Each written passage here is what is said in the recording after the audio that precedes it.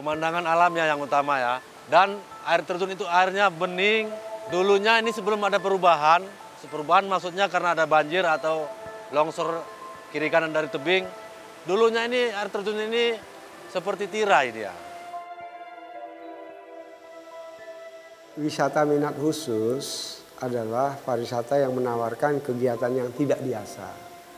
Yang dilakukan oleh individu maupun kelompok ya untuk mengunjungi ya tempat-tempat yang punya sentuhan karakteristik yang beda dengan yang lain. Yang diharapkan tempat-tempat tersebut mempunyai tantangan ya. Nah, sehingga memacu adrenalin. Ya, jadi tantangan itu memacu adrenalin sehingga ada hal yang baru yang didapatkan.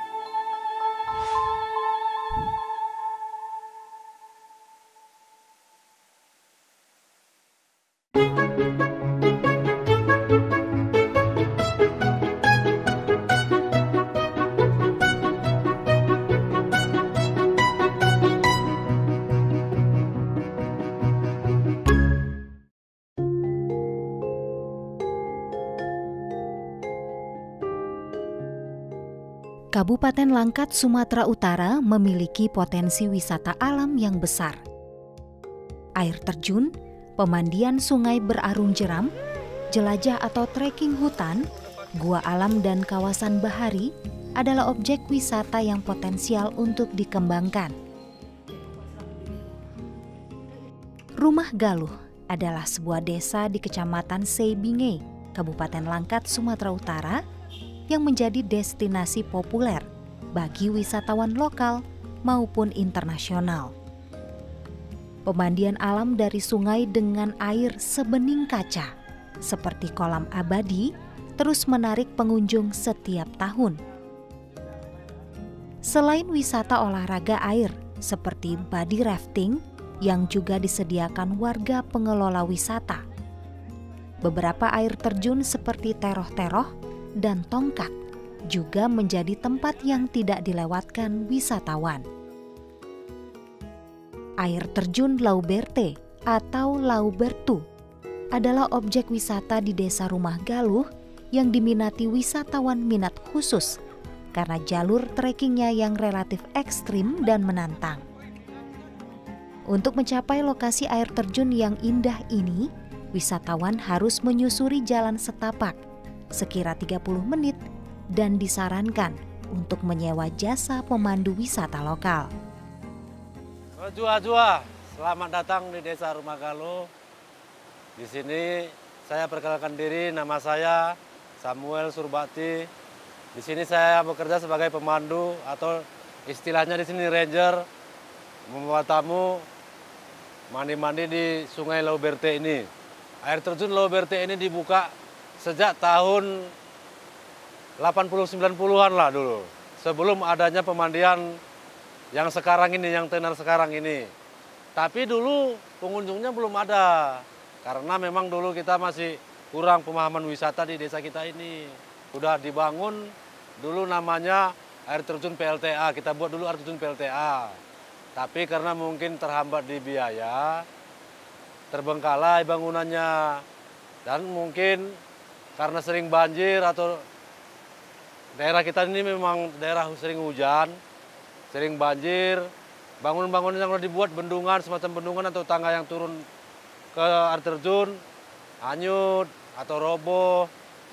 Yang bisa ditawarkan di sini, yang pertama kolam abadi, terus air terjun Tero-Tero, air terjun Tongkat, air terjun Tengah Rembulan, air terjun Lauberte,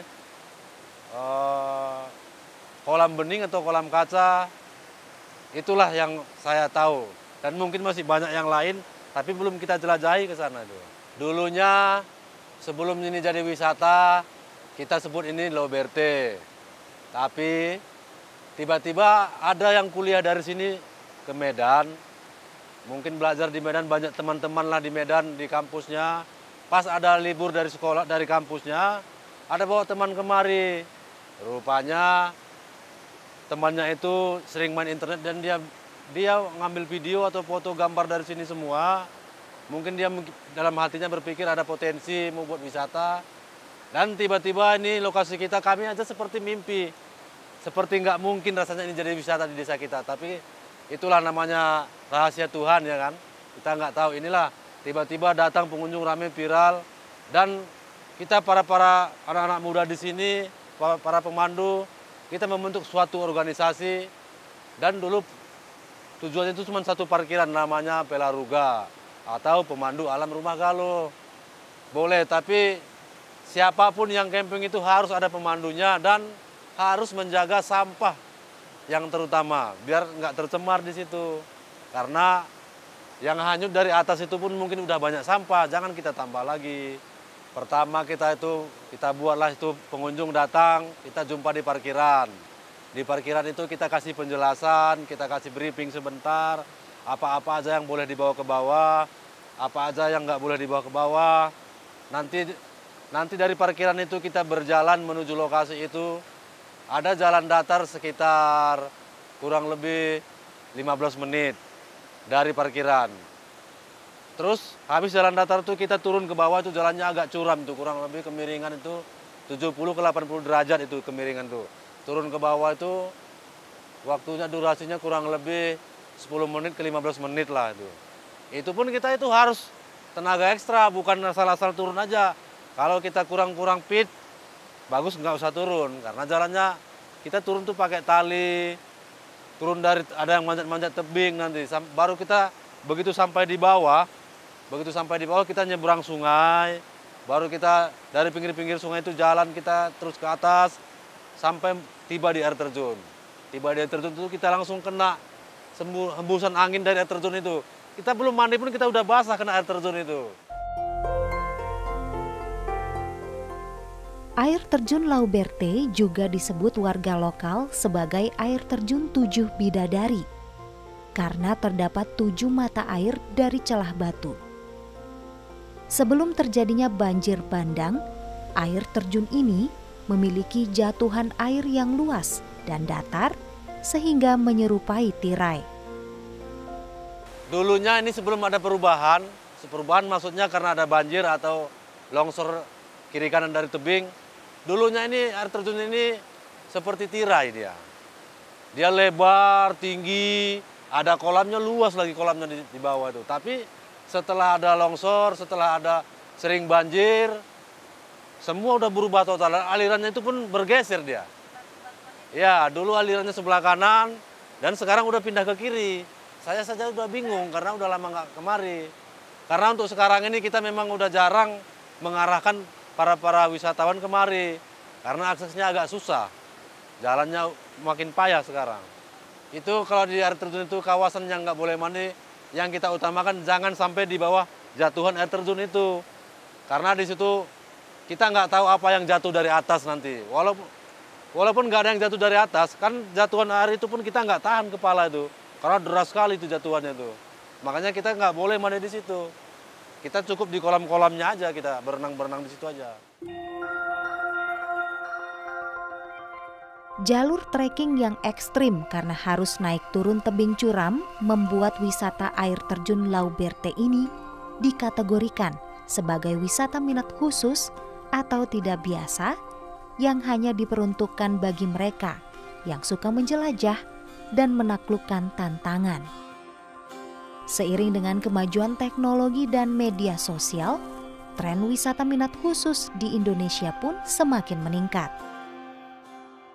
Wisata minat khusus adalah pariwisata yang menawarkan kegiatan yang tidak biasa, yang dilakukan oleh individu maupun kelompok, ya, untuk mengunjungi, ya, tempat-tempat yang punya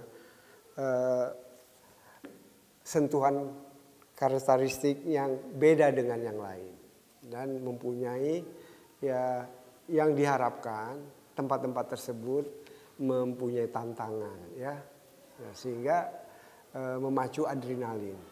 Ya, jadi tantangan itu memacu adrenalin sehingga ada hal yang baru yang didapatkan. Saya kira dengan berkembangnya kegiatan masyarakat kita sekarang ini yang trennya sudah meningkat dan kebutuhan juga tentang wisata itu saya kira lebih diinginkan lah setiap masyarakat untuk refreshing, menikmati alam maupun menikmati hasil buatan orang yang bisa ya membuat kesenangan pada diri masyarakat. Ya meningkat, artinya banyak masyarakat atau stakeholder pariwisata menciptakan ya tempat-tempat yang tempat-tempat yang baru, yang mungkin ada yang bisa langsung makan, mejanya disiapkan di tengah air gitu. Ya kan itu sesuatu yang tren baru yang sebelumnya belum difikirkan oleh pemangku kepentingan dari yang mengelola wisata atau kepariwisata. Saya kira sangat berpengaruh ya dengan begitu cepatnya informasi yang didapat. Sekarang kan melihat objek wisata atau destinasi pariwisata yang baru langsung aja mereka melalui HP ya smartphone. Nah, itu udah dapat dan langsung informasinya itu sangat lengkap. Halo, selamat datang di Desa Rumah Galuh. Kebetulan kita hari ini turun ke Sungai Lauberte. Sungai Lauberte itu dan ada air terjunnya. Inilah air terjunnya, salah satu air terjun di Desa Rumah Galuh. Ya dulunya pada zaman dahulu tahun 80-90 itu namanya air terjun Lauberte, kita mau buat air terjun PLTA. Tapi ada sebagian masyarakat ini dibilang di sini namanya air terjun Tujuh Bidadari. Tapi awalnya kita ini memang tetap kita bilang ini namanya air terjun Lauberte. Ini dulu air terjunnya bentuknya seperti tirai lah, seperti tirai, dia lebar, baru turun ke bawah agak rata, bukan seperti ini dia. Ini udah banyak perubahan, mungkin karena ada banjir atau batu-batu yang dari tebing-tebing ini jatuh ke bawah. Ini dulu tidak ada batu, ini dulu kolam semua nih, lebar kolamnya nih. Dia mirip seperti danau dia. Letak geografis Sumatera Utara yang dilewati Bukit Barisan terdiri dari dataran tinggi dengan kaldera yang berasal dari gunung api raksasa seperti Danau Toba, dan juga hamparan pantai luas membuat daerah ini memiliki potensi alam untuk dapat dijadikan sebagai destinasi wisata minat khusus. Sebenarnya kalau lihat wisata alam di Sumut itu sangat banyak ya, banyak sekali. Apalagi kita ini terdiri dari daerah pantai, pegunungan, ya, bahkan boleh dikatakan banyak perkebunan yang bisa dinikmati oleh wisatawan, ya. Nah, itulah sebabnya maka kita punya Riparnas, Rencana Induk Pariwisata Nasional. Itu di PP 50 tahun 2011. Itu dari 2010 sampai 2025. Nah, di mana menekankan destinasi pariwisata, industri pariwisata, pemasaran pariwisata, dan kelembagaan pariwisata. Kalau semua ini atau keempat unsur ini ya saling berkolaborasi, ya saya kira sangat memicu kemajuan pariwisata nasional kita. Memang di destinasi pariwisata itu yang harus dibenahi adalah sarana dan prasarana, fasilitas umum dan fasilitas masyarakat. Dan kita juga harus tidak melupakan pemberdayaan masyarakat di sekitar objek dan daya tarik wisata, sehingga masyarakat itu mendapatkan nilai ekonomi, ya, sehingga dia merasakan. Nah, kalau sebenarnya kan pariwisata ini seperti tumpeng, ya. Contohnya kalau kita datang ke satu destinasi pasti kita memerlukan akomodasi, ya, souvenir, transportasi, dan diikuti dengan atraksi-atraksi wisata lainnya yang itu masing-masing berdiri sendiri ya, walaupun akhirnya dinikmati secara kesemuanya gitu. Sebenarnya pariwisata ini kan membuat kualitas hidup manusia itu meningkat, ya, sehingga orang mau datang ke objek dan daya tarik wisata dengan mengorbankan waktu, ekonomi, atau katakanlah finansialnya. Bahkan seperti kita lihat yang kalau orang dari Jakarta tuh mau ke puncak, itu mereka waktu mau pergi mereka tahu bahwa akan mengalami macet 1 sampai 2 jam, bahkan bisa sampai setengah hari. Tapi mereka lakukan. Kenapa? Karena ingin mendapatkan sesuatu yang baru, menikmati alam yang beda dari lingkungannya, sehingga mereka melakukan.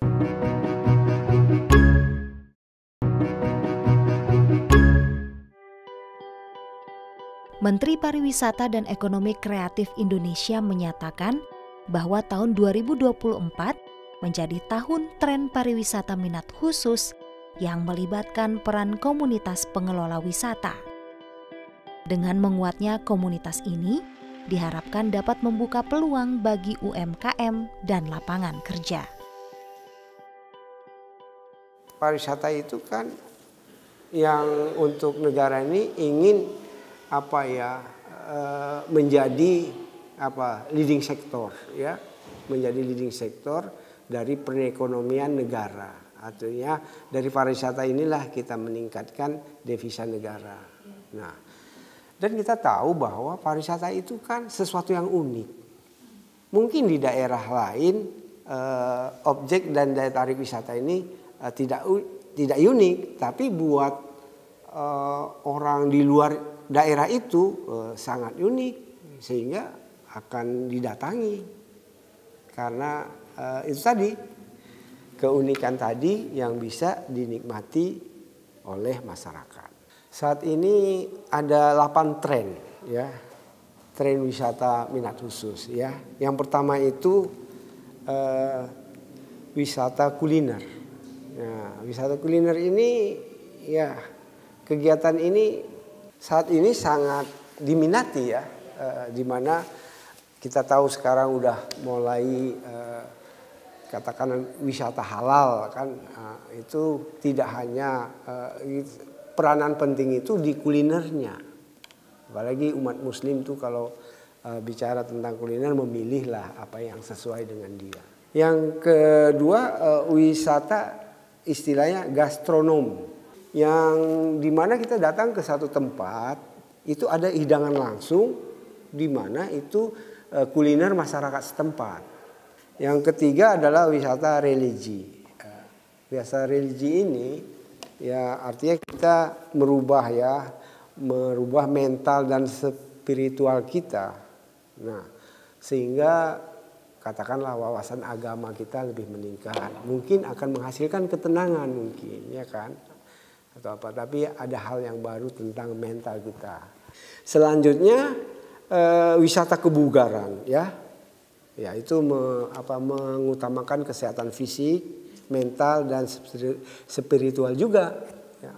Selanjutnya wisata olahraga. Nah, kegiatan olahraga ini sifatnya bisa dia mengikuti event, ya, atau yang lainnya, sehingga sambil berolahraga menikmati destinasi pariwisata, ya, katakanlah bersepeda motor gitu.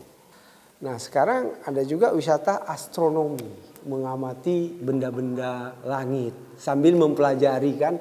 Nah, itu kan khusus, ya, artinya nggak semua orang berminat itu, tapi orang yang berminat itu sebenarnya apa sih isi alam ini, apakah benda-benda langit itu kan, jadi satu hal yang baru.